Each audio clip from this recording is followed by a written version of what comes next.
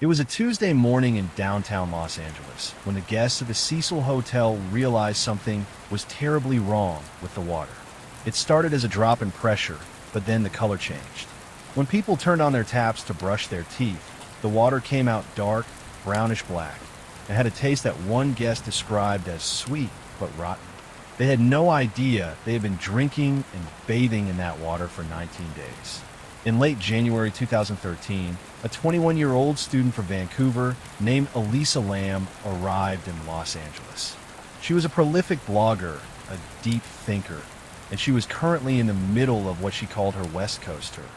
This was supposed to be her big solo adventure, a way to see the world and document it all on her Tumblr blog, Etherfields.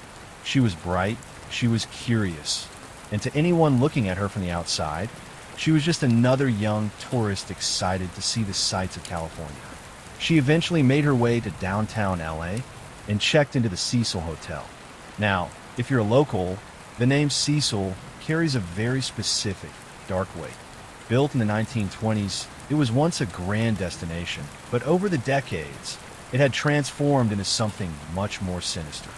It was located right on the edge of Skid Row, and it had become a place where people went when they had nowhere else to go. This was a hotel where serial killers like Richard Ramirez, the Night Stalker, used to stay while he was actively committing his crimes.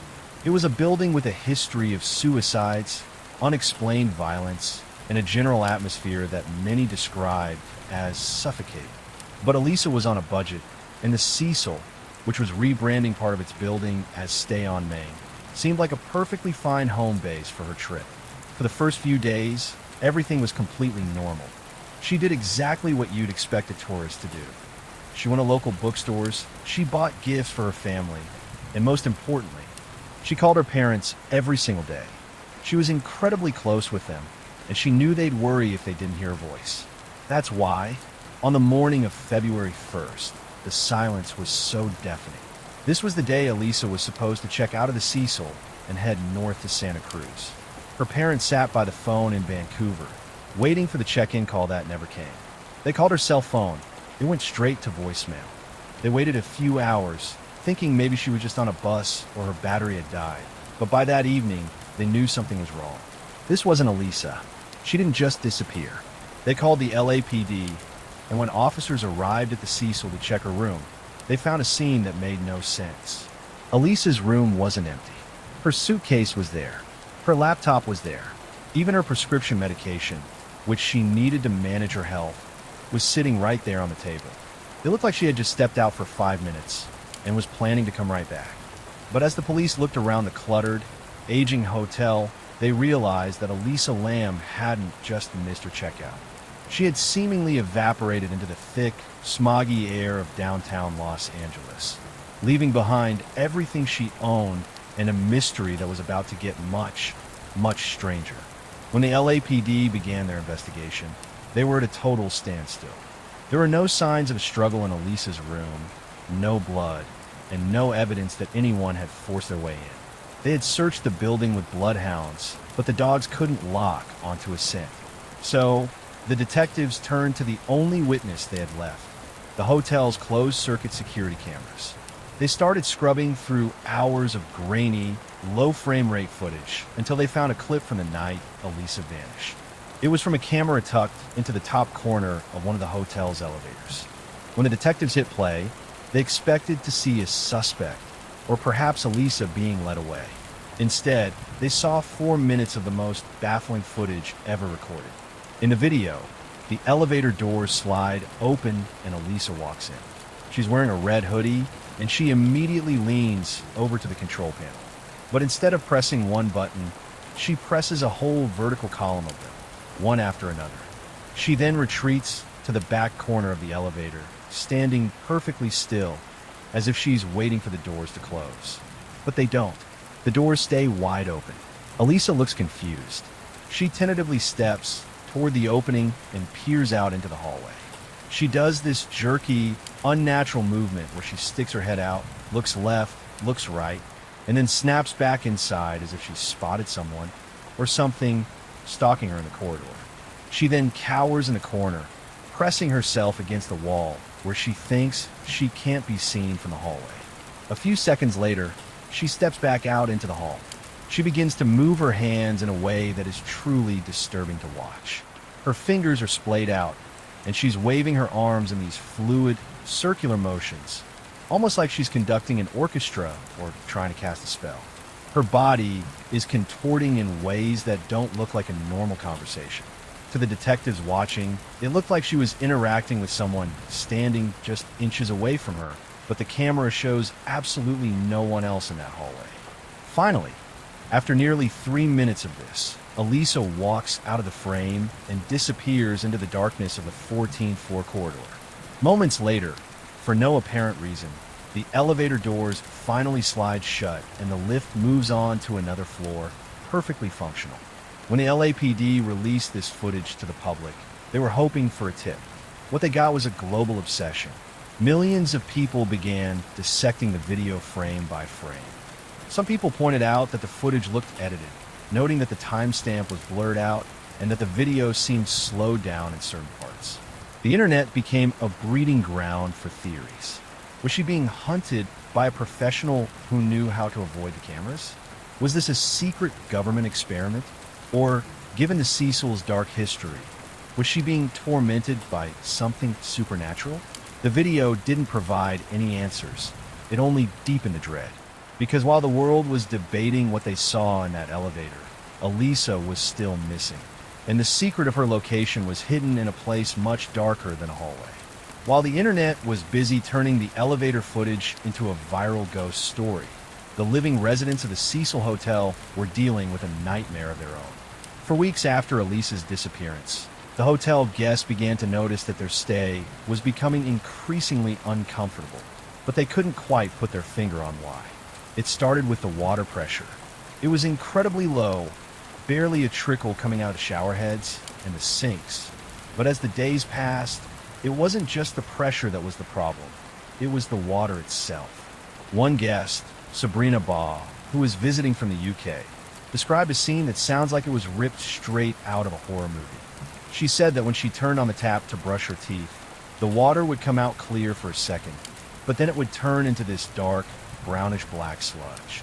It was oily, it was opaque, and when she finally got the courage to take a shower, she said the water felt slippery on her skin in a way that didn't feel like soap. But the most chilling detail was the taste. Guests began complaining to the front desk that the drinking water had a funny quality to it. They described it as having a very unusual, bittersweet taste. It was a flavor that was both metallic and rotten at the same time.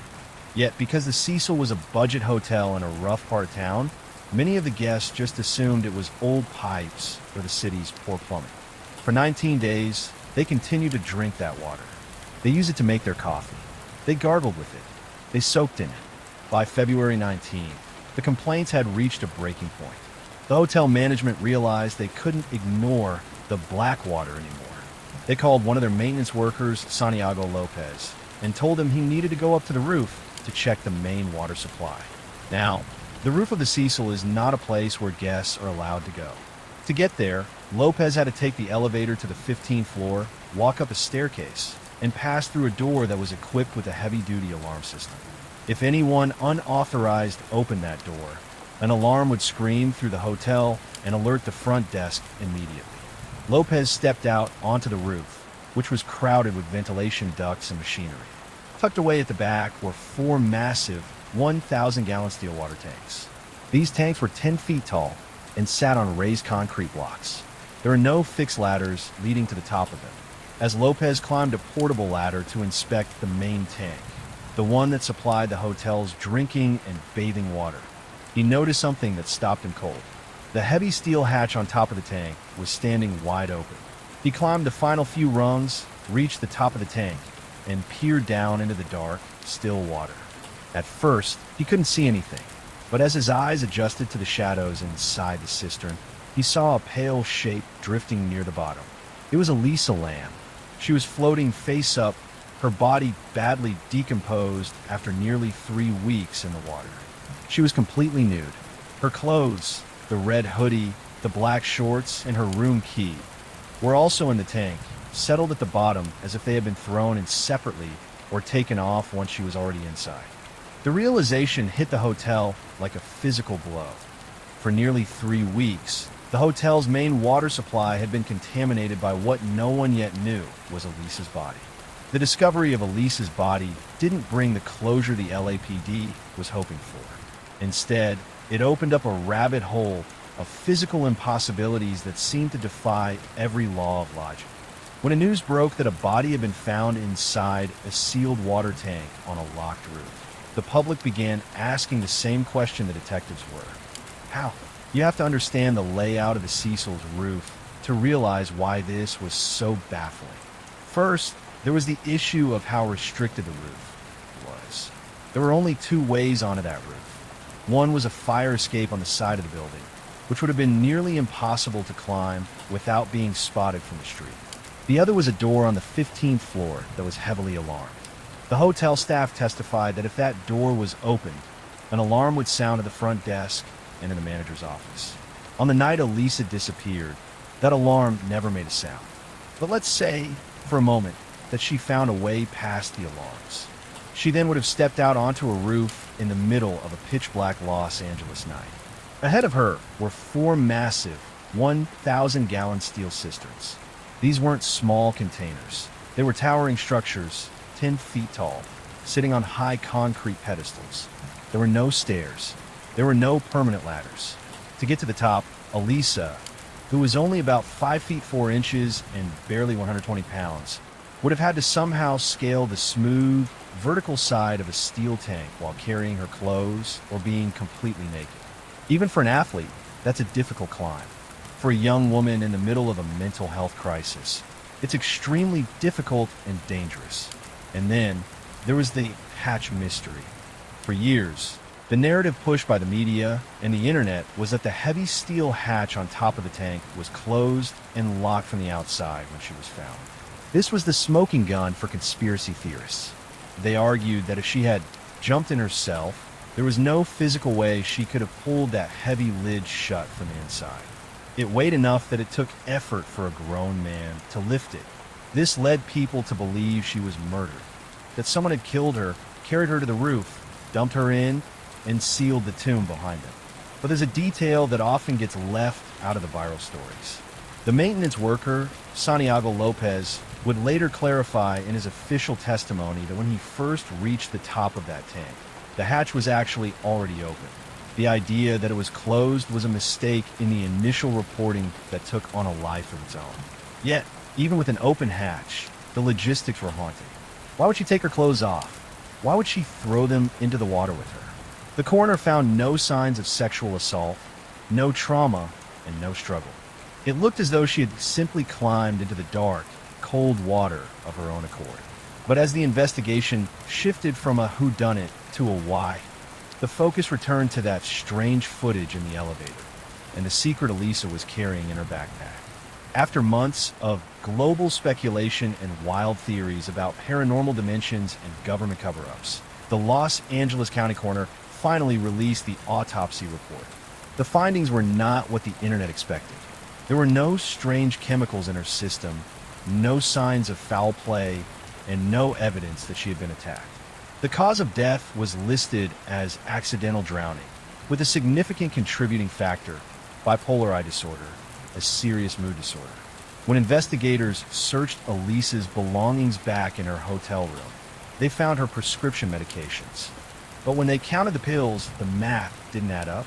It appeared that Elisa had not been taking her stabilizing medication as prescribed. For someone with her condition, stopping those medications can trigger what's known as a manic episode or a psychotic break. If you go back and watch that elevator footage with this in mind, the paranormal behavior suddenly looks very different.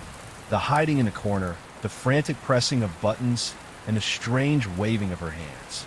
These are all tragic, textbook signs of someone experiencing severe hallucinations and paranoia. In her mind, she wasn't playing a game. She was likely fleeing from a threat that didn't exist, a shadow that only she could see. The most heartbreaking theory of how she ended up in the tank is also the most realistic. In the middle of a terrifying psychotic break, Elisa likely felt she needed to find the ultimate hiding spot. She made her way to the roof. possibly via the fire escape to avoid the alarm door, and saw those massive tanks. She climbed up, saw the water as a place of safety or a way to cool down, and slipped inside. Once she was in the water, she would have realized her mistake almost instantly. The water was cold, and the walls of the tank were smooth, vertical steel. There was nothing to grab onto. As hypothermia began to set in, many victims experienced something called paradoxical undressing, a phenomenon where the brain, in its final moments of confusion, makes the person feel like they're burning up, causing them to strip off their clothes even in freezing conditions. This would explain why she was found nude, with her clothes floating beside her. Elisa Lamb wasn't a victim of the Cecil Hotel's dark history or a supernatural entity. She was a young woman who was thousands of miles from home, fighting a battle inside her own mind that she eventually lost. While the elevator video remains a staple of creepy internet lore, the real story is much more somber. It's a reminder that sometimes the most terrifying things we face aren't hiding in the shadows of a hallway.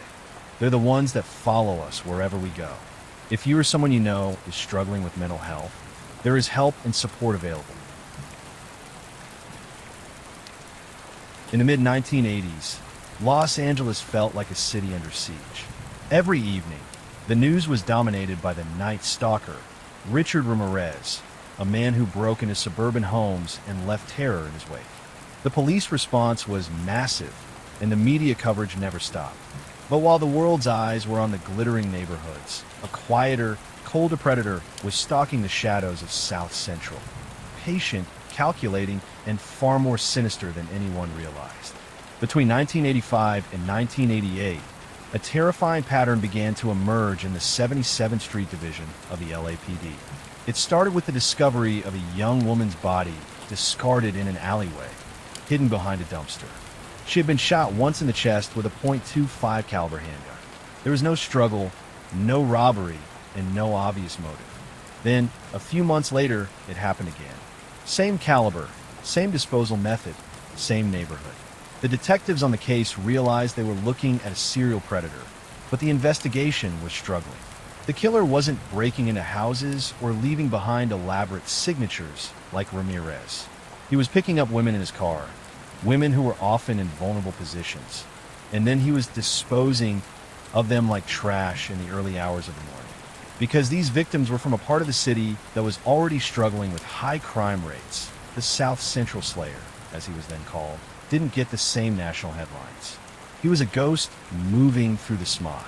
Then, in 1988, after claiming at least 7 victims, the killer did something that almost never happens in the world of criminal psychology. He stopped. For an entire year, there were no more .25 caliber shootings. Then 2 years passed, then 5, then a decade. The detectives who had worked the original files retired. The evidence boxes were moved to the back of the archives, gathering dust. In the criminal world, the consensus was that the killer was gone. Maybe he had died in a street fight. Maybe he had been locked up for something else. Or maybe he had moved to another state to start over. Because of this unprecedented 13-year gap in activity, the media eventually gave him a new, chilling nickname, the Grim Sleeper. They believed he had simply gone to sleep. But in 2002, the nap ended. A young woman was found in an alley in South Central. And when the ballistics report came back, the veteran technicians at the lab couldn't believe what they were seeing. The markings on the bullet matched a series of unsolved murders from 1985. The sleeper hadn't died, and he hadn't moved away. For 13 years, while the city changed, while the 90s came and went, and while a new century began, this man had been living right there in the neighborhood. He had been walking the same streets and breathing the same air as the people searching for him. The realization was terrifying. No one knew why the murders had stopped. The mystery of those missing years is what makes this case so haunting. It showed detectives that the person they were looking for could blend into ordinary life. He was someone with a stable life, someone who could blend into the background so completely that no one suspected him. He wasn't a ghost. He was a neighbor. And as the investigation restarted in 2002, the LAPD realized they weren't just looking for a killer. They were looking for a man who had mastered the art of being invisible in plain sight. While the LAPD was digitizing old files and realizing the grim sleeper was back on the hunt, the man behind the moniker was living a life that was almost aggressively ordinary. If you had driven down 81st Street in South Los Angeles during the 1990s or early 2000s, you would have seen a man named Lonnie Franklin Jr. He was a fixture of the block. He was a former garbage collector for the city and had once worked as a garage attendant for the LAPD itself. To the people on his street, Lonnie wasn't a figure to be feared. He was the man you went to when you were in trouble. He was the neighborhood mechanic. Lonnie's front yard and garage were always filled with cars in various states of repair. He was a gearhead who could fix a transmission or a busted alternator for a fraction of what a professional shop would charge. Because of this, he had a constant stream of people coming and going from his property. Neighbors remembered him as a friendly, helpful guy who would host backyard barbecues, hand out cold drinks on hot days, and look out for the neighborhood kids. He was a husband and a father. He was, by all outward appearances, the good neighbor everyone wants on their street. But this helpful mechanic persona was the ultimate camouflage. The very things that made Lonnie popular in the neighborhood were the things that allowed him to commit his crimes. His obsession with cars gave him a reason to be out at all hours of the night. It gave him a reason to have a rotating fleet of different vehicles, making it impossible for witnesses to pin down a specific car associated with crimes. And most chillingly, his reputation for helping people meant that when he pulled up next to a woman at 2 a.m., he didn't look like a predator. He looked like the guy from down the street. He looked safe. What the neighbors didn't see was what was happening behind the closed doors of that cluttered garage. While Lonnie was fixing engines for his friends, he was also maintaining a secret history of his violence. When the police eventually breached his home, they didn't just find tools and car parts. They found a chamber of horrors hidden in plain sight. Inside the house, detectives discovered a massive collection of photographs and home movies. There were over 1,000 photos of women, many of them looking unconscious or trapped. These weren't just snapshots, they were trophies. Lonnie had been documenting his victims for over 20 years. He had kept their IDs, their jewelry, and their images stored away in a meticulously organized library of his own cruelty. This is the part of the grim sleeper story that is the most difficult to process. For over 2 decades, Lonnie Franklin Jr. sat on his porch and waved at police cruisers as they drove by. He attended community meetings. He talked about the rising crime rates with his neighbors.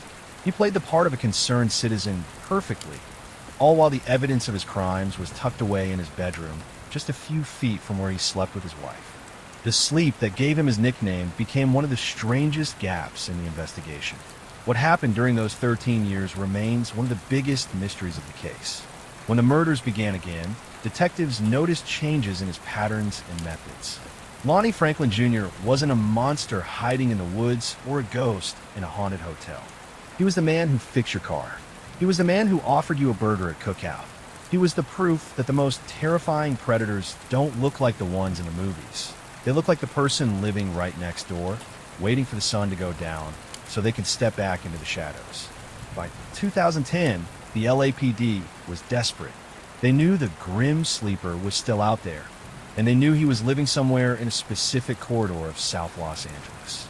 They had his DNA from multiple crime scenes, but it was a ghost profile. It didn't match anyone in the state or federal databases, which meant the killer had managed to avoid a felony arrest for his entire life. He was a clean citizen on paper, but then the investigation turned to a brand new, controversial forensic technique called familial DNA searching. Instead of looking for a perfect 1:1 match, the lab started looking for a partial match, someone who shared enough genetic markers to be a brother, a father, or a son of the killer. They ran the profile again, and suddenly, the computer screen lit up. They had a hit. A young man named Christopher Franklin had recently been arrested on a weapons charge, and his DNA was in the system. He wasn't the killer. The math didn't add up for his age, but the DNA proved he was the biological son of the man who had been terrorizing Los Angeles since 1985. The detectives looked into Christopher's family tree, and there he was, Lonnie Franklin Jr. The police didn't have enough for an arrest warrant yet. They needed Lonnie's actual DNA to close the loop. But they couldn't just walk up and ask him for a swab. They had to be surgical. They began a 24-hour surveillance operation, following the 57-year-old mechanic as he went about his normal day. For days, they watched him, waiting for him to spit on the sidewalk or throw away a coffee cup. But Lonnie was careful. It was as if he knew that even a single discarded item could end his life of freedom. Then, on July 7, 2010, Lonnie drove to a local pizza parlor for a birthday party. An undercover officer, dressed as a waiter, was already inside, briefed and ready. He spent the evening clearing plates, refilling drinks, and acting completely invisible. Just another worker in a busy restaurant. He watched Lonnie like a hawk. He watched him eat, watched him drink, and waited for the moment Lonnie pushed his plate away. As soon as Lonnie Franklin Jr. stood up and walked out of that restaurant, the waiter moved in. He didn't just clear the table. He treated that table like a high-stakes crime scene. He carefully bagged a partially eaten pizza crust, a used napkin, a plastic fork, and a paper cup. These weren't scraps of trash anymore. They were the keys to a 25-year-old mystery. The items were rushed to the lab under emergency status. The technicians worked through the night, extracting the saliva from the crust and the cup. When the results flashed on the monitor, the room went silent. It was a perfect 100% match to the DNA found on the victims of the Grim Sleeper. The next morning, a fleet of black SUVs swarmed Lonnie's house on 81st Street. The neighbors came out onto their porches, confused, watching as the friendly neighborhood mechanic was let out in handcuffs. They couldn't believe it. They shouted at the police, telling them they had the wrong guy, that Lonnie was a good man. But as the investigators began to pull the trophies out of Lonnie's house, the hundreds of photos, the Polaroids, and the personal items of missing women, the neighborhood fell silent. The man who'd been fixing their cars and hosting their barbecues was revealed to be one of the most disturbing serial predators in Los Angeles history. Whether he was truly sleeping or simply went undetected is something no one will ever know. When the handcuffs clicked shut on Lonnie Franklin Jr.'s wrists on that July morning in 2010, the LAPD thought the hardest part of the job was over. They had the DNA, they had the man, but as they stepped across the threshold of his home on 81st Street, they realized the nightmare was much larger than the 10 murders they had originally linked to the Grim Sleeper. Inside the house, it wasn't just cluttered. It was a museum of human suffering. In a hidden crawl space and tucked away in the rafters of his garage, detectives found a literal library of the missing. There were over 1,000 photographs and hundreds of hours of video footage. Most of the women in these photos were alive, but they looked dazed, unconscious, or terrified. Many were posed in ways that suggested they had no idea they were being photographed. The police were faced with a haunting realization. Lonnie Franklin hadn't just killed 10 women. He had photographed and encountered hundreds of women whose identities were never known. The Sleeper nickname became even more haunting because it reflected how long he went undetected. Maybe he had died in a street fight. Maybe he had been locked up for something else. Or maybe he had moved to another state to start over. Because of this unprecedented 13-year gap in activity, the media eventually gave him a new, chilling nickname, the Grim Sleeper. They believed he had simply gone to sleep. But in 2002, the nap ended. A young woman was found in an alley in South Central. And when the ballistics report came back, the veteran technicians at the lab couldn't believe what they were seeing. The markings on the bullet matched a series of unsolved murders from 1985. The Sleeper hadn't died, and he hadn't moved away. For 13 years, while the city changed, while the 90s came and went, and while a new century began, this man had been living right there in the neighborhood. He had been walking the same streets and breathing the same air as the people searching for him. The realization was terrifying. No one knew why the murders had stopped. The mystery of those missing years is what makes this case so haunting. It showed detectives that the person they were looking for could blend into ordinary life. He was someone with a stable life, someone who could blend into the background so completely that no one suspected him. He wasn't a ghost. He was a neighbor. And as the investigation restarted in 2002, the LAPD realized they weren't just looking for a killer. They were looking for a man who had mastered the art of being invisible in plain sight. While the LAPD was digitizing old files and realizing the grim sleeper was back on the hunt, the man behind the moniker was living a life that was almost aggressively ordinary. If you had driven down 81st Street in South Los Angeles during the 1990s or early 2000s, you would have seen a man named Lonnie Franklin Jr. He was a fixture of the block. He was a former garbage collector for the city and had once worked as a garage attendant for the LAPD itself. To the people on his street, Lonnie wasn't a figure to be feared.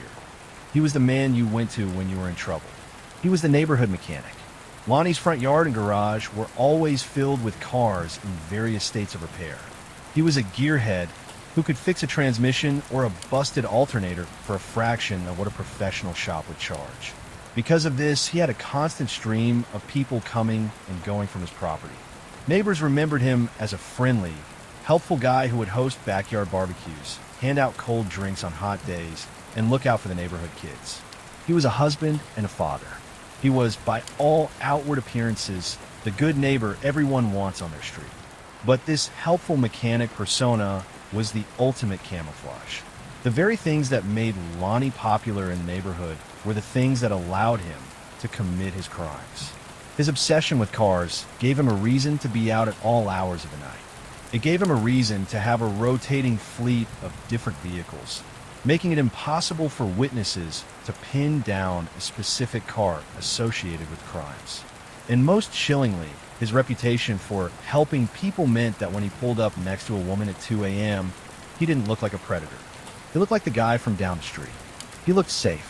What the neighbors didn't see was what was happening behind the closed doors of that cluttered garage.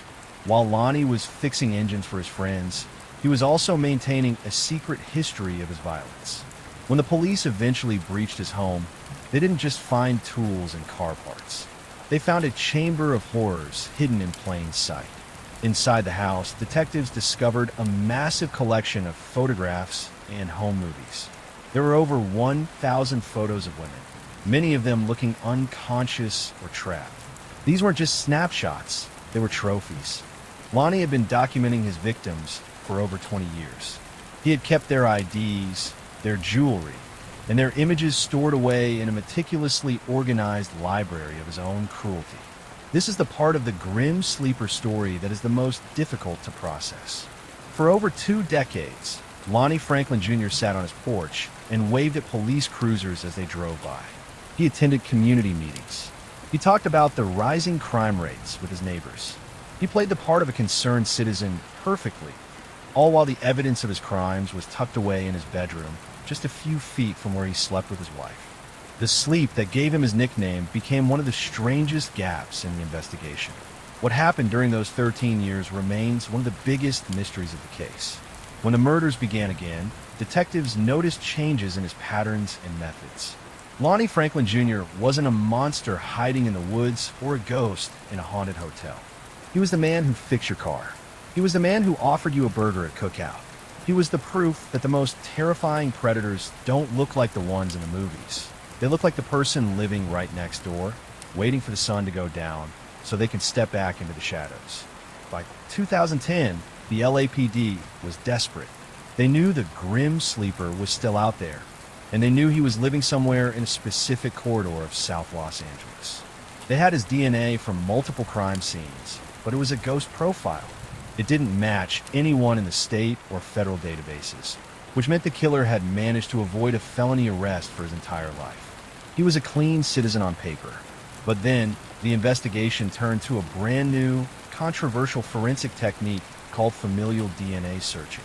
Instead of looking for a perfect 1:1 match, the lab started looking for a partial match, someone who shared enough genetic markers to be a brother, a father, or a son of the killer. They ran the profile again, and suddenly, the computer screen lit up. They had a hit. A young man named Christopher Franklin had recently been arrested on a weapons charge, and his DNA was in the system. He wasn't the killer. The math didn't add up for his age, but the DNA proved he was the biological son of the man who had been terrorizing Los Angeles since 1985. The detectives looked into Christopher's family tree, and there he was, Lonnie Franklin Jr. The police didn't have enough for an arrest warrant yet, They needed Lonnie's actual DNA to close the loop. But they couldn't just walk up and ask him for a swab. They had to be surgical. They began a 24-hour surveillance operation, following the 57-year-old mechanic as he went about his normal day. For days, they watched him, waiting for him to spit on the sidewalk or throw away a coffee cup. But Lonnie was careful. It was as if he knew that even a single discarded item could end his life of freedom. Then, on July 7, 2010, Lonnie drove to a local pizza parlor for a birthday party. An undercover officer, dressed as a waiter, was already inside, briefed and ready. He spent the evening clearing plates, refilling drinks, and acting completely invisible. Just another worker in a busy restaurant. He watched Lonnie like a hawk. He watched him eat, watched him drink, and waited for the moment Lonnie pushed his plate away. As soon as Lonnie Franklin Jr. stood up and walked out of that restaurant, the waiter moved in. He didn't just clear the table. He treated that table like a high-stakes crime scene. He carefully bagged a partially eaten pizza crust, a used napkin, a plastic fork, and a paper cup. These weren't scraps of trash anymore. They were the keys to a 25-year-old mystery. The items were rushed to the lab under emergency status. The technicians worked through the night, extracting the saliva from the crust and the cup. When the results flashed on the monitor, the room went silent. It was a perfect 100% match to the DNA found on the victims of the Grim Sleeper. The next morning, a fleet of black SUVs swarmed Lonnie's house on 81st Street. The neighbors came out onto their porches, confused, watching as the friendly neighborhood mechanic was let out in handcuffs. They couldn't believe it. They shouted at the police, telling them they had the wrong guy, that Lonnie was a good man. But as the investigators began to pull the trophies out of Lonnie's house, the hundreds of photos, the Polaroids, and the personal items of missing women, the neighborhood fell silent. The man who'd been fixing their cars and hosting their barbecues was revealed to be one of the most disturbing serial predators in Los Angeles history. Whether he was truly sleeping or simply went undetected is something no one will ever know. When the handcuffs clicked shut on Lonnie Franklin Jr.'s wrists on that July morning in 2010, the LAPD thought the hardest part of the job was over. They had the DNA. They had the man. But as they stepped across the threshold of his home on 81st Street, they realized the nightmare was much larger than the 10 murders they had originally linked to the Grim Sleeper.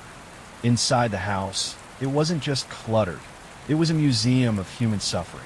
In a hidden crawl space and tucked away in the rafters of his garage, detectives found a literal library of the missing. There were over 1,000 photographs and hundreds of hours of video footage. Most of the women in these photos were alive, but they looked dazed, unconscious, or terrified. Many were posed in ways that suggested they had no idea they were being photographed. The police were faced with a haunting realization. Lonnie Franklin hadn't just killed 10 women. He had photographed and encountered hundreds of women whose identities were never known. The Sleeper nickname became even more haunting because it reflected how long he went undetected. The trial, which didn't begin until 2016, was one of the most emotional in the history of the Los Angeles Superior Court. For years, the families of the victims have been told their loved ones' cases were unsolvable or low priority. Now, they were sitting in a courtroom just feet away from the man who had treated their daughters, sisters, and mothers like disposable trash. Lonnie Franklin sat there the entire time with a blank, almost bored expression. He didn't look like a monster. He looked like a retired grandfather in a cardigan. But then, the prosecution brought out the final photo. During the search of Lonnie's house, they had found a photo of a young woman named Janicia Peters, who was the victim that woke up the Sleeper in 2007. The photo showed her in the back of Lonnie's car, looking directly into the camera. It was a haunting, silent plea for help from the past. When that photo was displayed on the large monitors in the courtroom, the reality of Lonnie's hobby became undeniable. He wasn't just a killer. He was a voyeur who feasted on the fear of his victims. In May 2016, the jury returned a verdict. Guilty on all counts. Lonnie Franklin Jr. was sentenced to death. But, much like Richard Ramirez, he would never make it to the execution chamber. In March 2020, at the age of 67, Lonnie was found unresponsive in his cell at San Quentin State Prison. The man who had spent 3 decades hiding in the shadows of South Central, playing the part of the helpful neighbor, finally ran out of time. The legacy of the Grim Sleeper isn't just about the DNA or the pizza crust sting. It's a story about the invisible victims of Los Angeles. It's a reminder that a predator can operate for 30 years right under the nose of the police, as long as he chooses his targets from the parts of society that the world chooses not to see. Lonnie Franklin Jr.'s crimes thrived in the silence of a city that wasn't paying attention. Today, the 81st Street house is gone, but the families of his victims finally have the one thing Lonnie tried to take from them: the truth. After Lonnie was behind bars, the LAPD was left with a massive, terrifying archive. Those 1,000 photographs found in his home. Most of the women in the pictures weren't the 10 victims from a trial. They were faces the police didn't recognize. There were women smiling, women sleeping, and women who looked like they were in the middle of a nightmare. In an unprecedented move, the LAPD decided to release 180 of these photos to the public. They set up a website, essentially asking the world, "Do you know these women? Are they still alive?" The response was a wave of both relief and horror. Families across California logged on, scrolling through the gallery of the Sleeper's private collection. Some families found their sisters or daughters and realized they were alive. They had encountered Lonnie, survived, and moved on, never knowing they had been in the company of a serial killer. But for others, the website confirmed their worst fears. They saw the face of a loved one who had been missing for 20 years, realizing that her last known connection may have been that cluttered garage on 81st Street. This brings us to the true weight of the Grim Sleeper's legacy. Lonnie Franklin didn't just kill people, he stole their stories and their dignity. Because he operated during the crack cocaine epidemic of the 80s and 90s, he knew that if a woman went missing in South Central, the authorities might just categorize her as another runaway or a casualty of the streets. He weaponized the world's indifference.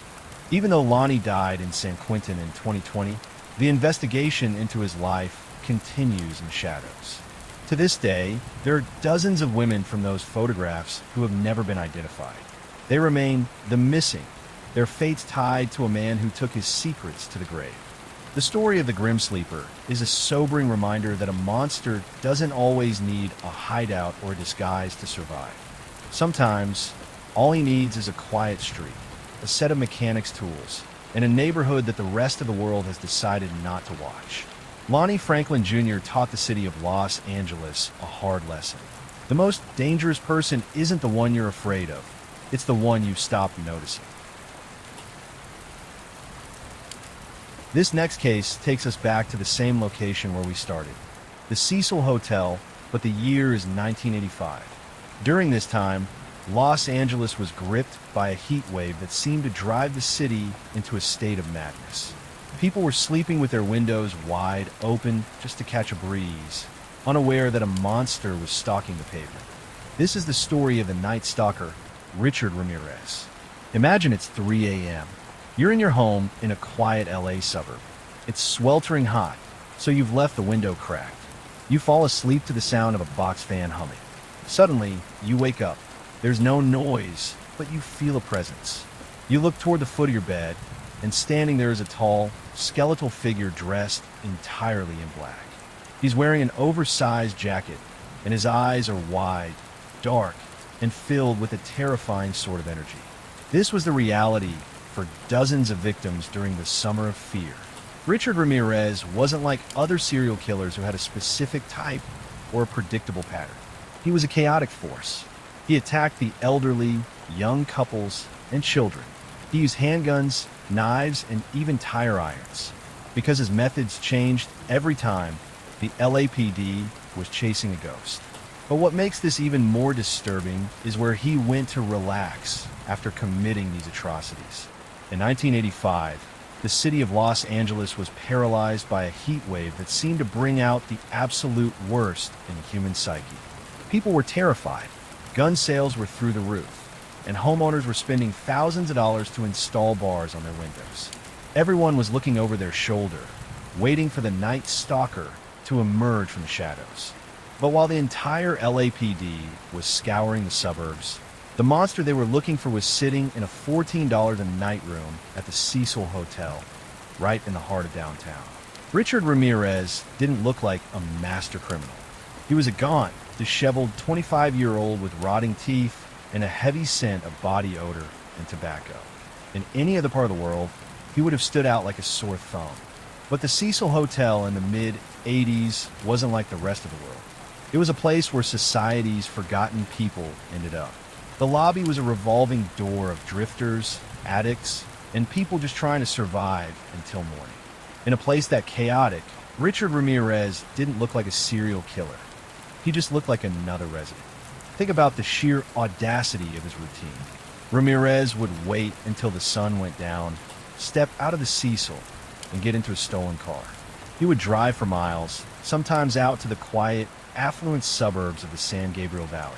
He would find a house with an unlocked window, creep inside, and commit acts of such extreme violence they were almost beyond description. But it's what he did after the crimes that is truly hard to believe. After hours of being inside a victim's home, Ramirez would be covered in physical evidence. His clothes would be stained, his hands would be marked, and he would be carrying jewelry or electronics stolen from the house. He would drive back into the gritty, neon-lit streets of downtown LA, park the car, and walk right through the front doors of the Cecil. He would pass the night clerk at the front desk, who was often too tired or too used to the madness to even look up. Ramirez would step into that same old, creaky elevator, the same one Elisa Lam would be seen in decades later, and ride it up to the 14th floor. Because the Cecil was a single-room occupancy hotel, the rooms didn't have private bathrooms. They had shared, communal bathrooms at the end of the hallways.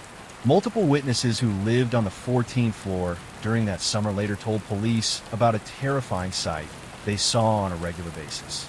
They would step out of their rooms to use the restroom in the middle of the night and see a tall, skeletal man walking down the hall. Ramirez would be stripped down to his underwear, carrying the clothes he had worn that night in a bundle.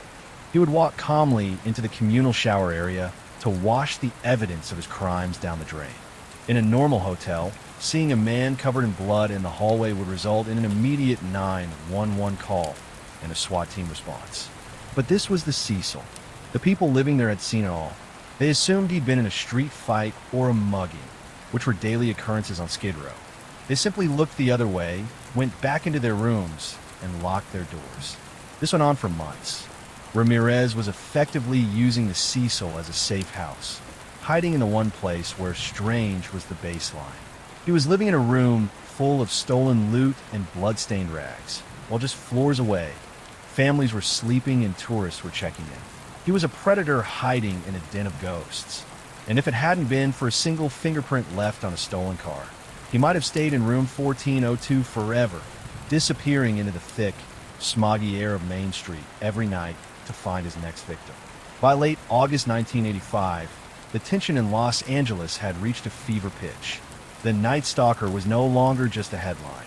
He was a boogeyman that had successfully shut down the nightlife of an entire city. But while the police were drowning in thousands of dead-end tips, a massive breakthrough finally happened. Detectives processed a stolen orange Toyota and found a single, clean fingerprint on the rearview mirror. They ran it through the system, and for the first time, the ghost had a name, Richard Ramirez. On the morning of August 31st, the LAPD did something unprecedented. They released his mugshot to every news outlet simultaneously. But there was a catch. Ramirez wasn't in his room at the Cecil that morning. He had actually taken a bus out of town to visit his brother in Arizona. Because he was traveling, he hadn't seen a TV. He hadn't heard a radio.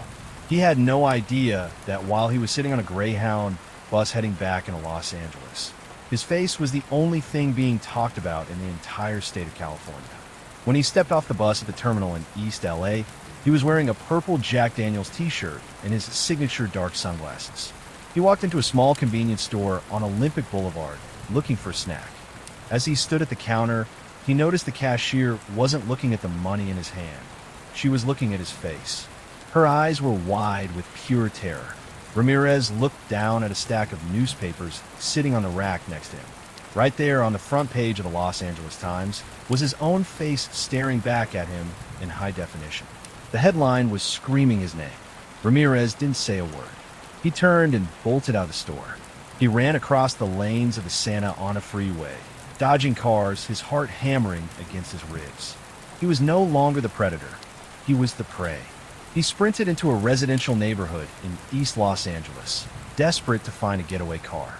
He saw a woman, Faustino Pina, sitting in her car, and he lunged at her, trying to pull her out. But this is where the story takes a turn that nobody, especially not Ramirez, expected. In any other neighborhood, people might have stayed inside and called the police. But this was East LA.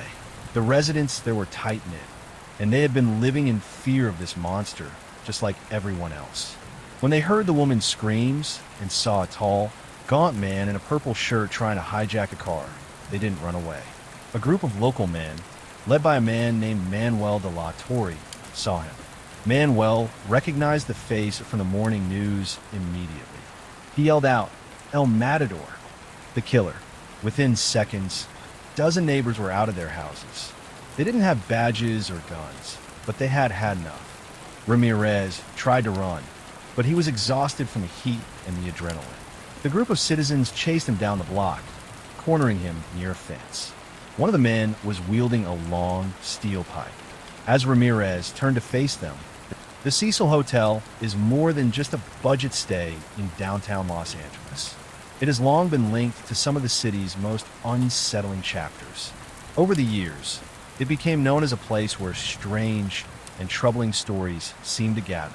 But those two names are only the tip of the iceberg. When you peel back the layers of the hotel's history, you realize the mystery did not begin in the 1980s, and it did not end on the rooftop. For decades, the Cecil was not just a place to stay. For many, it became a place to quietly disappear. From the 1930s through the 1960s, a troubling pattern began to form around the building at 640 South Main Street, giving it a reputation that would follow it for generations. This story does not begin in a dark alley or a police lab, but on a window ledge high above the streets of downtown Los Angeles. It is one of the most strange and heartbreaking moments in the Cecil Hotel's long history. A moment where one person's private struggle unexpectedly collided with another person's life in a way that feels almost impossible. This is the story of the 1962 Cecil double tragedy. Imagine the scene inside room 928. It is late in the evening on October 12, 1962. The air in the room feels heavy, not from the California heat, but from everything that has been left unsaid. Sitting across from each other are Pauline Otten, a 27-year-old woman who looks completely worn down, and her estranged husband, Dewey. They are not there on a trip.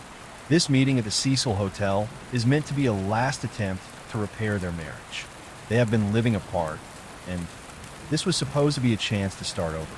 But as the minutes pass, it becomes clear that things are not improving. Their quiet conversation slowly turns into a familiar argument, with old frustrations rising back to the surface. Eventually, Dewey realizes that nothing is going to be settled that night. Feeling overwhelmed, he decides to step out for a while to get some air and grab a meal. He puts on his jacket, tells Pauline he is heading out for dinner, and leaves the room. The door closes behind him, and the hotel room falls silent. Pauline is now alone. In the stillness of that small room, the weight of everything she is feeling seems to grow even heavier. She does not move around or make a sound. She simply sits there, staring at the window, lost in her thoughts. For her, the argument was no longer just about Dewey. It was about everything. About feeling stuck. About feeling left behind. After a while, she slowly walks over and opens the window. Far below, South Main Street is alive with movement. People are heading to late-night shows, meeting friends, or just passing through downtown Los Angeles. From that height, the city feels distant, almost unreal. What happens next unfolds in a matter of moments. At the same time, a man named George Giannini is walking along the sidewalk outside. He is 65 years old, a quiet man going about his evening, focused only on getting where he needs to go. He has no idea that his ordinary walk is about to become part of one of the most haunting stories in the Cecil Hotel's history. In an instant, two separate lives, with no connection at all, are about to cross in a way that no one could have imagined. In the quiet of room 928, Pauline Otten was no longer just looking out a window. To her, it felt like a way out. From a ninth floor, the view was classic 1960s downtown Los Angeles. Neon signs from nearby theaters glowed through the haze, and traffic moved slowly below. To anyone else, it was just another city scene. But to Pauline, that window felt like the only escape from the silence Dewey had left behind. She stood up from the edge of the bed. There was no frantic movement, no phone call, no note left behind. In many stories, people look for an explanation, something written down to explain what someone was feeling. Pauline left nothing like that. In that moment, she felt alone in a world that seemed to be moving on without her. She opened the window. The sounds of the city drifted in, distant voices, passing cars, the hum of downtown life. After a brief pause, she climbed onto the ledge and looked down at South Main Street far below. What happened next unfolded in just a few moments. At the same time, a 65-year-old man named George Giannini was walking along the sidewalk outside. He was a quiet local, the kind of person who blended into the crowd, thinking only about his own evening as he made his way down the street. George had no connection to Pauline and no idea what was happening above him. Two separate lives, completely unrelated, were about to cross in the most unexpected way. What followed shocked everyone who witnessed it and quickly became one of the most haunting moments in the Cecil Hotel's history. When people rushed toward the scene, they realized that two people had been involved in what looked like a single tragic event. By the time police sirens echoed through downtown Los Angeles, it was clear that this was not just one loss of life, but two. A private moment inside a hotel room had somehow turned into something that would be talked about for decades. Police sirens soon cut through the night, their red and blue lights reflecting off the old storefronts around the Cecil Hotel. When the first officers arrived, they were met by a crowd standing in stunned silence, all focused on the same spot on the sidewalk. At first glance, it looked like a single tragic incident involving two people. The way they were found, so close together, led investigators to briefly wonder if it might have been some kind of shared decision. In the early 1960s, situations like that were not unheard of at the Cecil. So the first assumption, as uncomfortable as it was, seemed to make sense. But as officers began to look more closely, that explanation quickly started to fall apart. One of the men on the scene noticed something that did not fit. George Giannini, the older man, was still dressed as if he had simply been walking down the street. His shoes were on, his hands were in his coat pockets, and nothing about his position suggested he had been preparing for anything at all. When his identification was found, it became clear he did not live at the hotel. He had no room key, no connection to Pauline, and no reason to be there other than passing by. The two people had no link to each other. That was the moment investigators realized what had really happened. One person had been inside the hotel.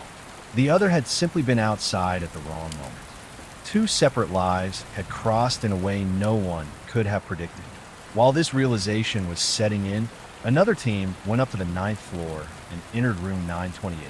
The room was empty. The bed was still unmade, the window was open, and the curtains moved in the night air.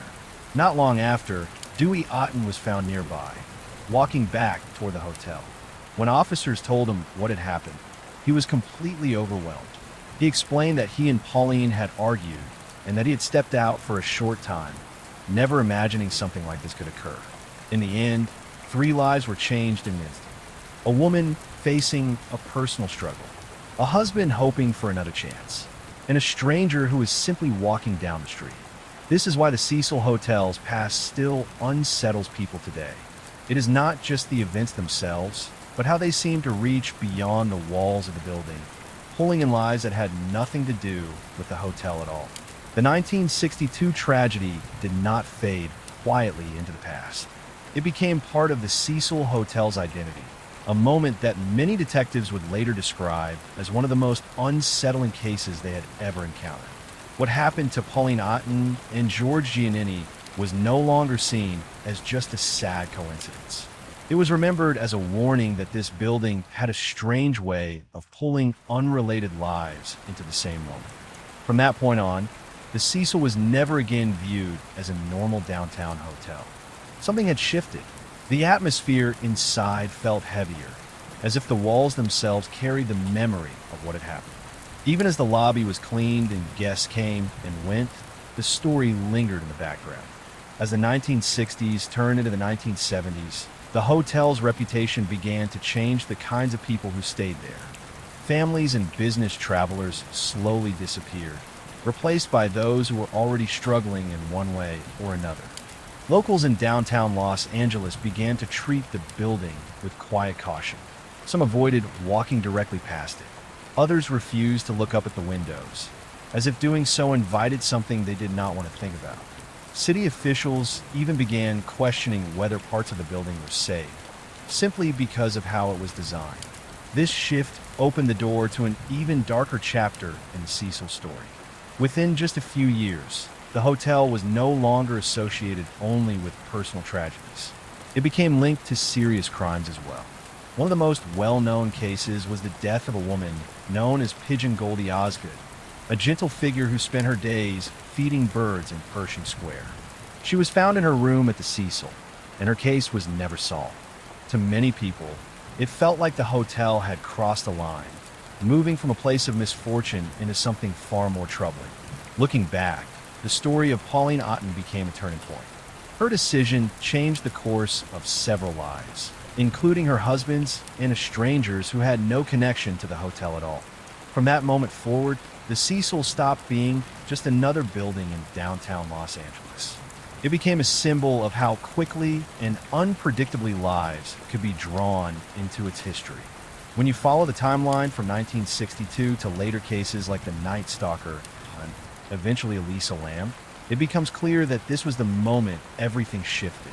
The Cecil did not suddenly become dark. It revealed what it was already becoming. The 1962 tragedy did not quietly disappear into history.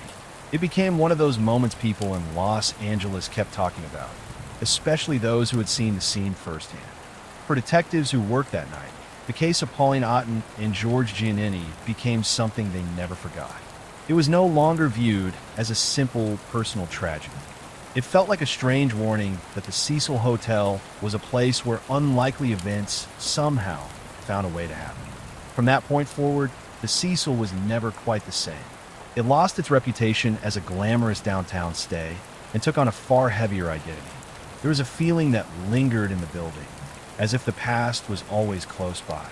No matter how much the lobby was cleaned or the rooms were refreshed, the memory of what happened seemed to hang in the air. As the 1960s moved into the 1970s, the hotel's reputation began to change who stayed there. Families and business travelers slowly faded away, replaced by people who were dealing with serious struggles in their own lives. Locals in downtown Los Angeles started treating the building with quiet caution. Many avoided walking directly past it if they could, and some people even avoided looking up at the windows.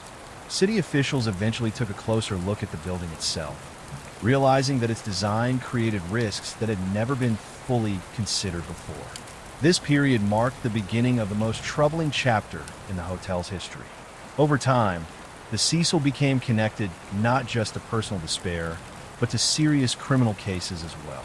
One of the most well-known was the death of a woman called Pigeon Goldie Osgood, a gentle figure who spent her days feeding birds in Pershing Square. She was found in her room at the Cecil, and the case was never solved. To many, it felt like the tragedy of 1962 had opened the door to something far darker. Looking back now, the legacy of Pauline Otten is about more than just one heartbreaking moment. Her story changed several lives, including her husband's and a stranger's who had no connection to the hotel at all. From that night on, the Cecil stopped being just another building in downtown Los Angeles. It became a place tied to a long chain of unsettling events. Looking back now, the legacy of Pauline Otten is about more than just one heartbreaking moment. Her story changed several lives, including her husband's and a stranger's who had no connection to the hotel at all. From that night on, the Cecil stopped being just another building in downtown Los Angeles. It became a place tied to a long chain of unsettling events. When you trace the timeline forward from Pauline to the Night Stalker and eventually to Elisa Lam, it becomes clear that 1962 was the turning point. That was the year the Cecil stopped being remembered as a landmark and started being remembered for the stories that would follow. In 1991, the lobby of the Cecil Hotel saw a guest check in who looked more like a high-end lawyer than someone staying in a budget hotel on Skid Row. He was confident, well-dressed, and spoke with a polished Austrian accent. But as the staff handed him his room key, they had no idea they were welcoming someone with a very dark past. This is the story of Jack Unterweger, a man who built a public image as a writer and intellectual while secretly living a double life. In 1974, the woods of Germany were the setting for a crime so disturbing it should have ended Jack Unterweger's story forever. A young woman was drawn into the forest, restrained with her own clothing, and lost her life in a way that revealed a deeply troubled and dangerous individual. Jack was arrested, convicted, and sentenced to life in prison in Austria. In most cases, that is where the story ends. But Jack Unterweger was not like most inmates. He had an extraordinary ability to charm and manipulate, and he was about to pull off one of the most shocking comebacks in criminal history. While sitting in his cell, Jack did not spend his time like most prisoners. He picked up a pen. He began writing poetry that critics called hauntingly beautiful, and plays that were praised for their depth and intelligence. His work began circulating far beyond the prison walls. He also wrote an autobiography called Purgatory, where he described a difficult childhood and a supposed personal transformation behind bars. He presented himself as someone who had been misunderstood and had now found purpose through art and reflection. This is where the story takes a truly unexpected turn. Influential writers, professors, and public figures across Austria began reading his work. They were impressed. Many of them believed that someone who could write with such insight could not possibly still be dangerous. A public campaign formed in his support. Fundraisers were held, petitions were signed, and television interviews were given. Jack was held up as an example of how rehabilitation through creativity could work. To his supporters, he became proof that people could change. And the pressure worked. In 1990, after serving just 15 years of a life sentence, Jack Unterweger was released from prison, and he did not walk back into a quiet, forgotten life. He stepped directly into the spotlight. News cameras were waiting for him at the prison gates. Supporters welcomed him as a success story. He was quickly hired as a television host and a journalist. He drove a white Mustang, wore tailored designer suits, and was seen at high-profile social events across Vienna. To the public, he was a symbol of personal transformation, the man who had turned his life around through writing and self-expression. But behind that polished image, something was deeply wrong. Within months of his release, women in Austria began going missing. Some were later found in remote wooded areas, connected by unsettling similarities. Investigators were confused, but no one suspected Jack. He was respected. He was visible. He was celebrated. In the eyes of many, he was no longer the person he used to be. Jack understood that to maintain his new public life while hiding his true nature, he needed a much larger stage, a place where he could blend in, a place that already had a reputation for darkness. So he pitched a story idea to his editors. He wanted to travel to Los Angeles to write about crime and life in Skid Row. He said he wanted to examine the failures of the American justice system. In the summer of 1991, Jack Unterweger boarded a flight to California. He brought his notebooks, his expensive luggage, and a restless energy that had never truly gone away. When he landed at LAX, he took a taxi and gave the driver the address of a building he had studied for months, a place already tied to one of the most infamous names in true crime history, the Cecil Hotel. Jack checked into a room on the upper floors and began to unpack. As he looked out at the neon-lit streets of Main Street below, he was no longer just a visitor. He was someone who believed he had finally found the perfect place to disappear into the background. The so-called intellectual had arrived, and the Cecil was about to gain 3 more names in its long, dark history. When Jack Unterweger checked into the Cecil Hotel in 1991, he didn't do it because it was cheap. He did it because he was drawn to dark places.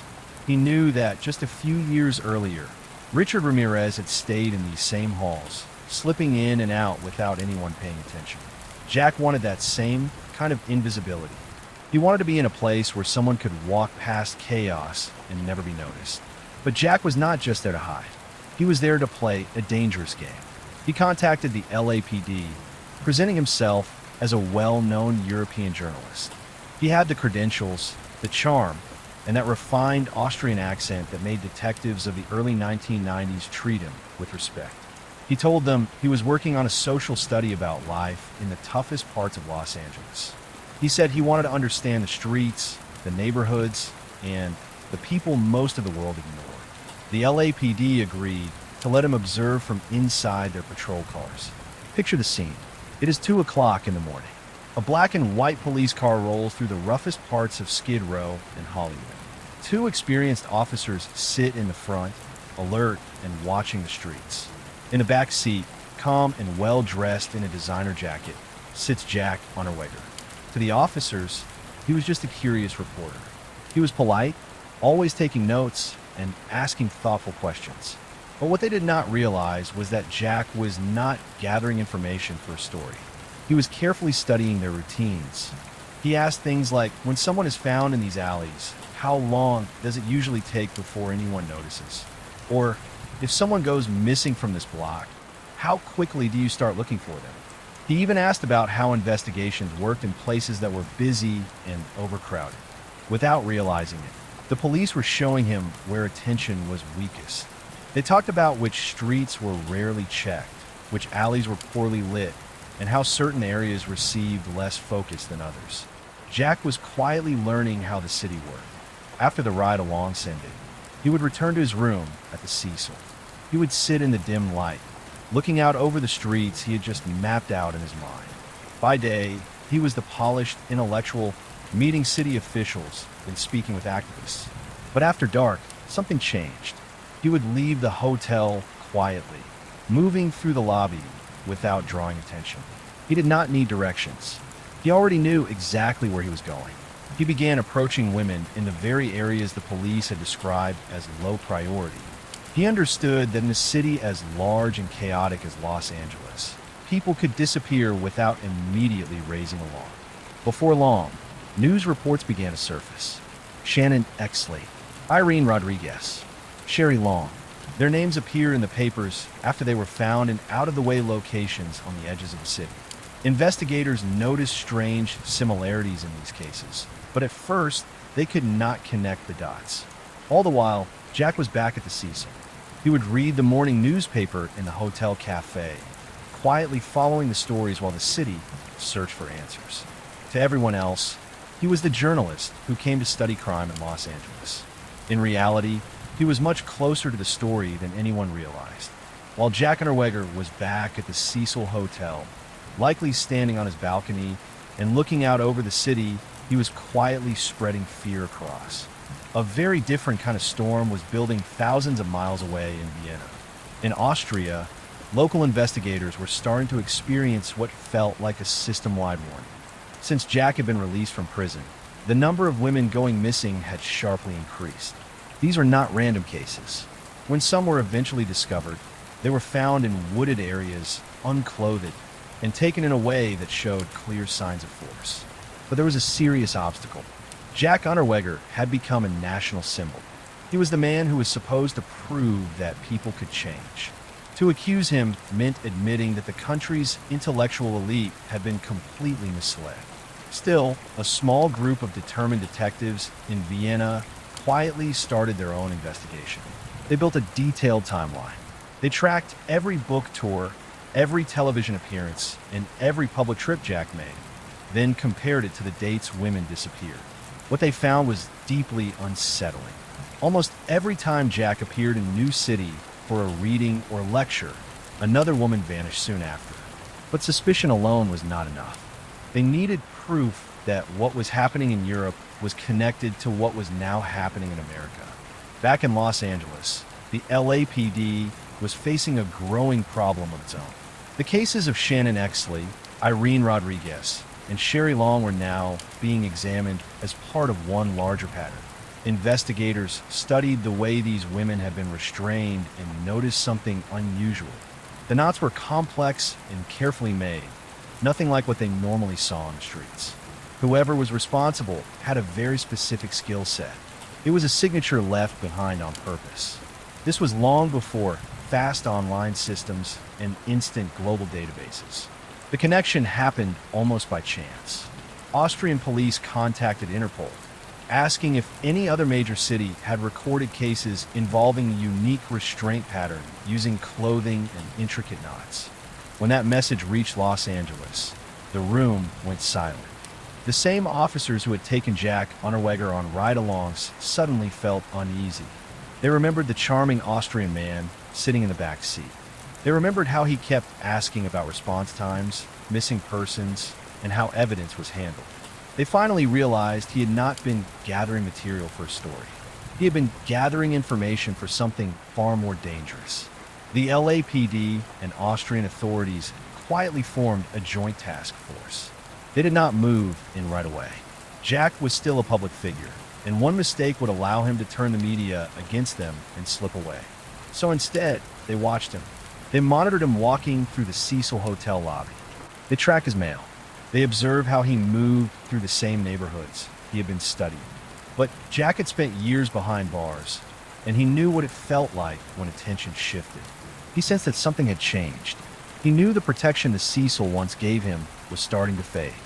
Then one morning, without checking out and without saying a word to the staff, Jack Unterweger disappeared from the Cecil Hotel.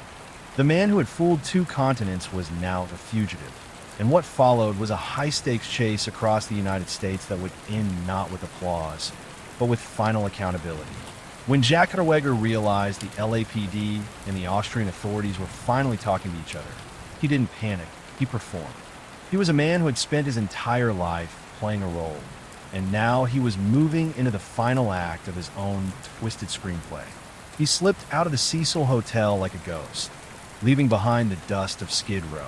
He didn't take his designer suits or his heavy notebooks.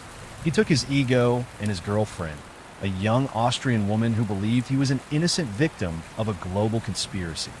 Together, they disappeared into the vast expanse of the American highway system, triggering one of the most sophisticated international manhunts of the 1990s. Jack didn't hide in a basement or under a bridge. That wasn't his style. Instead, he led the FBI and Interpol on a multi-state chase that felt like a psychological thriller. While moving from city to city, checking into motels under false names, he was doing something incredibly bold. He was calling the media. While on the run, Jack used payphones at gas stations and rest stops to contact Austrian newspapers and television stations. He told them he was being framed by the LAPD and that the American police were trying to hide their own failures by blaming a famous European intellectual. He was trying to use his celebrity status as a shield against the charges, and for a short time, it worked. He convinced many people in Austria that he was being hunted by a system that did not understand his art. Meanwhile, the FBI was tracking his credit card activity and his phone calls with extreme precision. They realized he was moving through the southeastern United States, heading toward the coast. The so-called intellectual killer was trying to reach a place where he could blend into the international tourist crowd and eventually make his way back to Europe. In February 1992, the chase came to an abrupt end in Miami, Florida. The FBI narrowed his location to a specific area in South Beach. This was not the gritty world of the Cecil Hotel. This was neon lights, palm trees, and ocean air. When federal agents finally closed in, they did not find a terrifying figure. They found a man who looked like he was on vacation, wearing shorts and a bright shirt, looking every bit like a relaxed traveler. But when the handcuffs went on, the charm faded and the cold, calculating figure underneath was all that remained. The trial in Austria became a massive media spectacle that lasted for months. The prosecution brought in the LAPD detectives he had deceived forensic specialists who study the knots, and the families of victims from both Europe and the United States. They showed that Jack was a transatlantic serial offender, a man who acted for power and wrote for attention. On June 29, 1994, the jury delivered its decision. Guilty on 9 counts. Jack was sentenced to life in prison without the possibility of release. The so-called rehabilitated icon was sent back behind bars, the place he had worked so hard to escape. But Jack had one last statement to make. He had always said he would never spend the rest of his life locked in a cell. That same night, only hours after the verdict, guards found Jack Unterweger in his cell. He had taken the drawstring from his prison clothing and tied it into a complex, decorative knot, the same type he had used in the crimes in Los Angeles and Vienna. He used that knot to end his own life. In doing so, he left behind his final admission. The knot was his signature, his proof, and his last attempt at control. He became part of the Cecil Hotel's dark history as one of its most calculated predators, a reminder that sometimes the most dangerous presence is not a legend or a rumor, but the charming guest in the white suit who spoke with police before committing his crimes. That brings the story of Jack Unterweger and his time at the Cecil Hotel to a close. Since you have now covered the hotel's most infamous figures, you can either connect these stories into one final master history of the Cecil, or move on to an entirely new mystery. The legacy of Jack Unterweger's time at the Cecil Hotel is not just about the 3 lives lost in Los Angeles. It is about how easily a place like that can hide someone who knows how to blend it. When news of his death broke in 1994, the staff at the Cecil were left with a familiar chill. Once again, a predator had walked their hallways unnoticed. Jack had not just stayed there. He had used the hotel as cover, proving that charm, confidence, and a clean suit could be as effective as any disguise. Where most people were chaotic or careless, Unterweger was smooth and calculated. He found safety behind the same brick walls that had witnessed decades of tragedy. His case changed how the Cecil was seen. It was no longer just a place of misfortune or desperation. It became known as a place where something darker could take root and grow. The fact that Jack had planned his LAPD ride-alongs from a room inside the hotel only deepened that stain. By the end of the 1990s, the Cecil was not just a cheap hotel. It was a true crime landmark, a building with a memory. Even now, Jack Unterweger's shadow lingers there. He represents the hotel's most disturbing truth. The darkness was not just in the broken or desperate. It could wear a smile, speak politely, and shake your hand. His story became the final bridge between the Cecil's violent past and its modern reputation. The hotel tried to change its name and repaint its image, but history does not come off that easily. From the jumpers of the 1930s to killers like Unterweger, the Cecil earned its place in the darkest chapter of Los Angeles. He was just one more man who found exactly what he needed there, a place that let him be who he really was. While the names Ramirez and Unterweger get most of the attention today, they were only the latest figures in a building that had already seen decades of tragedy. To understand the Cecil, you have to go back to the time when it earned its most unsettling nickname, the Suicide. From the 1930s through the 1970s, the hotel did not just host guests. It became a place that seemed to pull in people who were already struggling, as if the building itself carried a heavy, inescapable weight. In the early 1930s, the Cecil Hotel was a place filled with promise and polished ambition. It had been built to become the pride of downtown Los Angeles, a place where powerful business figures and rising Hollywood stars would gather beneath its grand ceilings. But on a Tuesday evening in 1931, that polished image quietly began to fall apart. A man stepped through the heavy front doors carrying a private burden he had no intention of taking back with him. He walked to the front desk, straightened his hat, and signed the guest book as James Willis from Chicago. To the clerk, he looked like any ordinary traveler hoping for a fresh start in California. He paid for the room, took his brass key, and headed upstairs. But James Willis was not his real name. The man was actually W.K. Norton, and he had not come to the Cecil to begin something new. He had come to quietly bring something to an end. Norton rode the elevator to his room, catching his reflection in the polished walls, likely knowing it would be the last time he would see himself that way. Once inside, he did not unpack. He did not call for anything. He simply sat alone in a room meant for rest, a space that quickly became the setting for his final moments. In his pocket were several poison capsules, a silent way out from a life he no longer wished to continue. Even in those early years, the Cecil made it easy to disappear. Norton took the capsules and lay down.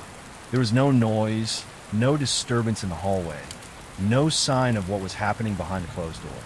Outside, the city carried on as usual. Guests laughed, glasses clinked, and life moved forward just a few steps away. It was not until a maid knocked the following morning that the truth came to light. When police searched the room, they found identification that revealed who he really was. W.K. Norton had checked in under a false name, almost as if he understood that this hotel was the perfect place to quietly vanish. He became the first recorded person to lose their life inside the Cecil Hotel. In a way, he opened a ledger that would continue to grow for decades. But what followed was just as unsettling. Once the authorities removed his body, the hotel staff moved in. They cleaned the room, changed the sheets, and aired out the space. Within hours, any trace of what had happened was gone. By that same evening, a new guest checked into the very room, unaware of what had taken place there only hours earlier, and went to sleep. That moment set a haunting pattern for the Cecil. It showed how someone could arrive as a person and quietly leave as a number, while the hotel simply reset for the next visitor. It marked the beginning of a long cycle of anonymity and sorrow that would one day include names like Richard Ramirez, Jack Unterweger, and Elisa Lamb. W.K. Norton did not just leave a room behind. He left a signal to anyone who was struggling that this was a place where the outside world would not look too closely at what happened behind closed doors. By 1932, the shadow of the Great Depression had stretched across the United States, and Los Angeles was feeling the pressure. The Cecil Hotel, which had opened with such fanfare just a few years earlier, was seeing its identity shift. Those high, vaulted ceilings and the costly marble floors that once felt like a symbol of the roaring 20s began to feel cold. The echoes in the lobby weren't of laughter anymore. They were the sounds of desperate people searching for a place to hide from a world that had run out of money and hope. Into this environment walked a 25-year-old man named Benjamin Dottie. Benjamin wasn't a drifter or a hardened criminal. He was young, in the prime of his life, and by all accounts, he should have been looking toward the future. But when he approached the front desk of the Cecil, he wasn't carrying much luggage, and he wasn't looking for a long-term stay. He checked in, took his key, and rode the elevator to one of the upper floors. What happened inside that room over the next few hours is completely unknown because, as police would later note, there was no disturbance. No one in neighboring rooms heard a shout. No one heard a struggle. It was as if Benjamin had stepped out of the world the moment he closed that heavy wooden door. When checkout time came and passed the following morning, the hotel staff didn't think much of it first. People overslept all the time. But by the afternoon, a maid made her rounds. She knocked, no answer. She called out, silence. Finally, she took her heavy iron skeleton key, slotted it into the lock, and pushed the door open. What she saw stayed with her for the rest of her life. Benjamin Dottie was slumped over, the victim of a self-inflicted gunshot wound to the head. But here's the detail that truly unsettles those who study the Cecil. When investigators arrived and began searching the room for a reason, why? They found nothing.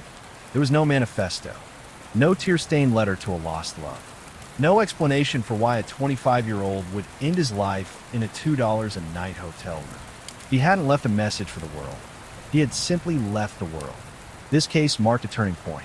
If W.K. Norton's death the year before was shocking, Benjamin Dottie's death was the start of a pattern. Local newspapers began to notice a strange, localized phenomenon. People weren't just dying at the Cecil. They were coming to the Cecil to die. It was as if the building itself emitted a frequency that only the brokenhearted and desperate could sense. The energy of the hotel shifted. Staff began to view guests differently, when they checked in alone with no luggage. The marble lobby, once a place of prestige, began to feel like a waiting room for the end. Benjamin didn't leave a note, but he left a void the building seemed to absorb. He became part of the foundation of what we now call the Cecil curse. The notion that once you enter those doors carrying a heavy burden, the hotel doesn't help you bear it. It drags you down. Benjamin Doddick was the first of many young people who came to the Cecil seeking the silence that the busy streets of Los Angeles couldn't provide. And as the 1930s continued, that silence would soon be shattered by an even more violent sequence of events. By 1934, the Cecil Hotel was no longer just a building. It was becoming a character in a dark play. The staff had grown a thick skin, but nothing could have prepared them for the arrival of Sergeant Louis D. Borden. Louis wasn't a drifter, and he wasn't a victim of the Depression's financial collapse. He was a retired Army sergeant, a man whose life had been defined by discipline, structure, and a mental toughness forged from years of military service. He was the last person anyone expected to appear on the permanent guest list. But as anyone familiar with the Cecil's history will tell you, the hotel doesn't care about rain. On a warm July afternoon, Borden walked into the lobby, posture straight, movements methodical. He checked in, went to his room, and for several days was the perfect guest. Quiet, tidy, and causing no trouble. But inside that room, a different kind of battle was unfolding. One his military training hadn't prepared him for. When the hotel staff eventually entered his room after he didn't respond to a wake-up call, they found a scene far more visceral than the quiet passing of W.K. Norton. Sergeant Borden was in his bed, having used a standard shaving razor to end his life. The room, which had been a place of rest just hours before, was now a testament to a despair that was jagged and sharp. Unlike Benjamin Doddick, Borden left notes. Several, carefully written and placed where they could be discovered. Yet, as detectives read them, they didn't reveal a clear reason for his decision. The notes didn't mention gambling debts or a scandal. Instead, they spoke of a deep, unshakable darkness, a feeling of exhaustion with the march of time. What makes the Borden case so haunting is the psychological profile.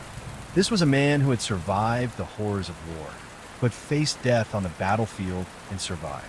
Yet, within the four walls of a $2 a night room at the Cecil, something inside him finally broke.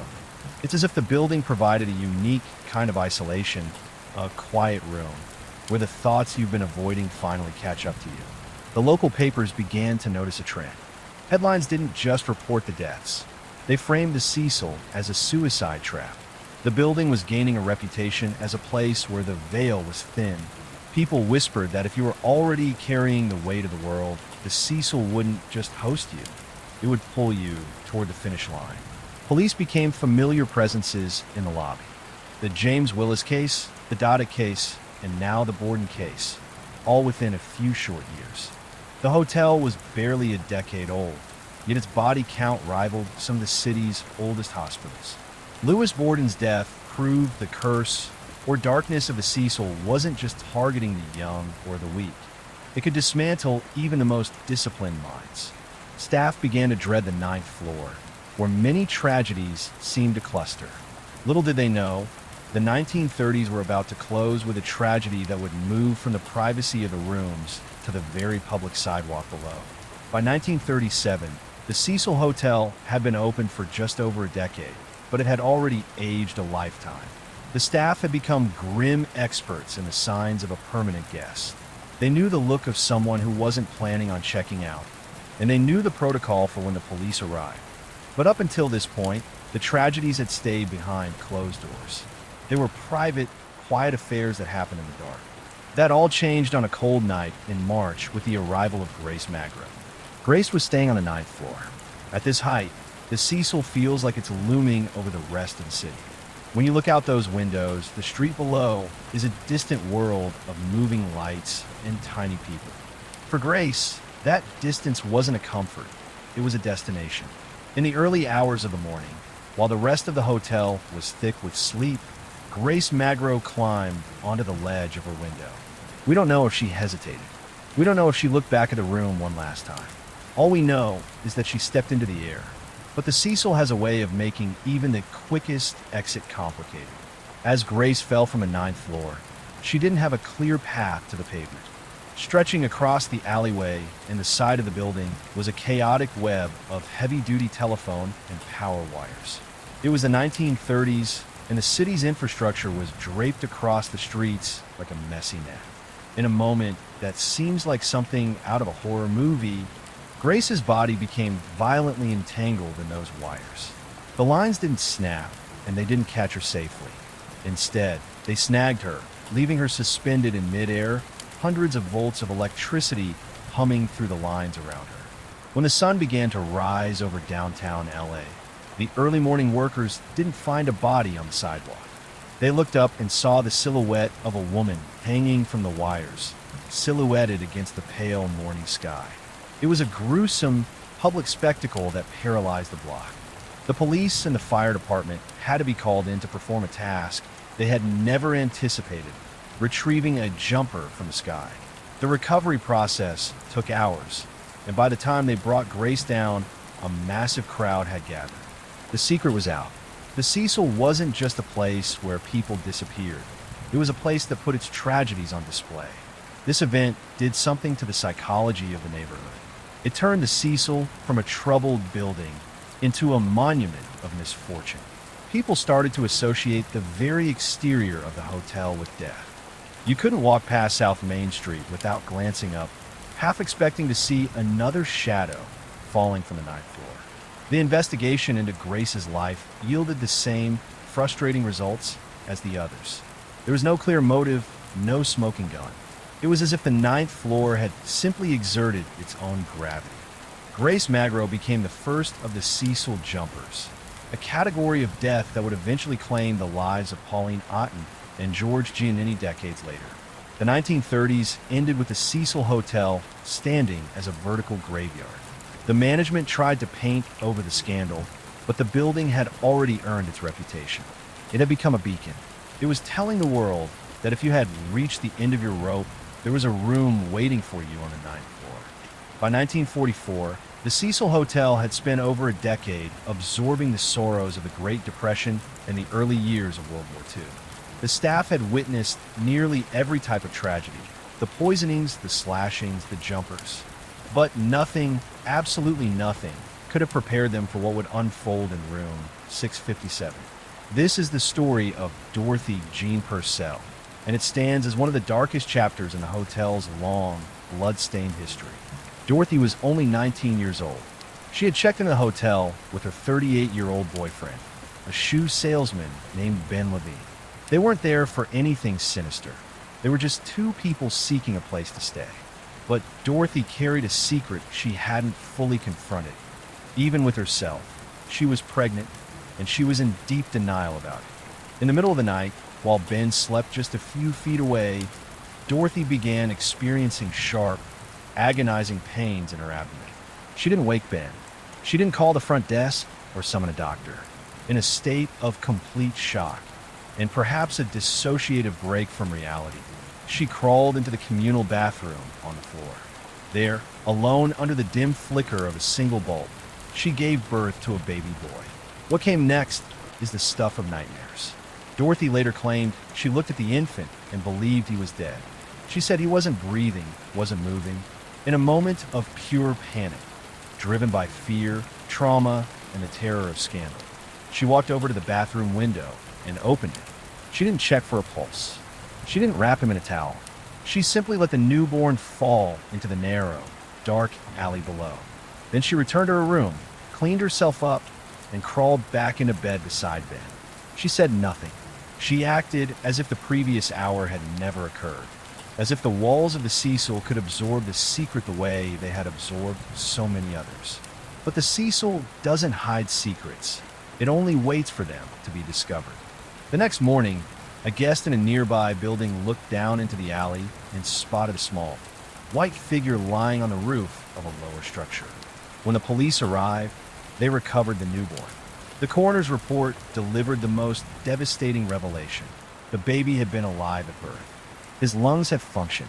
He only died upon impact. The trail of evidence quickly led back to Dorothy Purcell.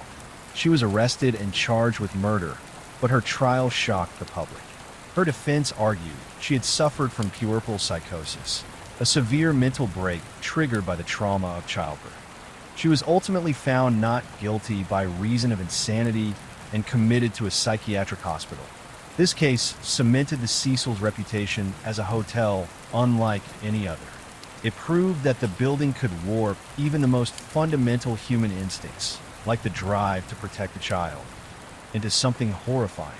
The Cecil was no longer simply a place where adults ended their own lives. It had become a place where life itself could be snatched away before it even began. From the 1930s to the 1970s, the Cecil Hotel became a vertical record of despair. Whether it was the poison of W.K. Norton, the razor of Sergeant Borden, or the window of Dorothy Purcell, the building magnified suffering. By the 1980s, it had already absorbed decades of tragedy. Today, the Cecil still stands. Its lobby is open, the high ceilings are intact, and the marble floors shine, but the silence lingers. The hotel has been renovated, rebranded, and now operates with new management. But the stories, the shadows, and the echoes of the past remain woven into its walls. Guests walk through a building that is both a functioning hotel and a living reminder of the lives that once passed through it. The Cecil is no longer just a structure. It's a testament to a history that refuses to be forgotten. Thank you for watching. I'll see you in the next story. Make sure to subscribe, like, and share if you want more.